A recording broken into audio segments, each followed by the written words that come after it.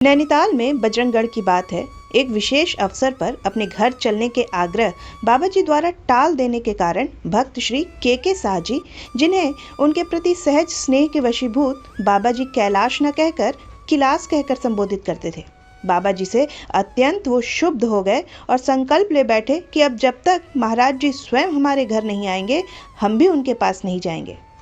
परंतु हृदय में तो अनन्य प्रेम था ही श्री के शाह को बाबा जी के प्रति। फिर भी अपने प्रेम भरे आग्रह की अवहेलना ने उनके हृदय के अहंकार को उकसा दिया, किंतु भीतर ही भीतर वे बाबा जी के दर्शनों को तड़पते भी रहे।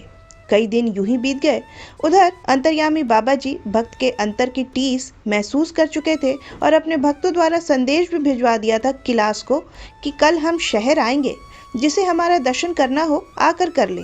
पर फिर भी के शाह जी मन ही मन अपनी बात पर अड़े रहे कि जब तक महाराज जी स्वयं मेरे घर नहीं आएंगे, मैं भी उनके दर्शन के लिए नहीं जाऊंगा। उस दिन बाबा जी शहर के कई घरों में घूमते रहे, आसपास के घरों में भी गए, फिर भी श्री के शाह जी जानते हुए भी अपने घर से बाहर नहीं निकले। परंतु अपने भक्त की इस जिद ने अंततोगत्वा बाबा जी को भी हिलाकर रख दिया और वे स्वयं श्री के शाह के मकान के नीचे सड़क पर आकर जोर जोर से पुकारने लगे, किलास, ओ किलास, लो हम आ गए।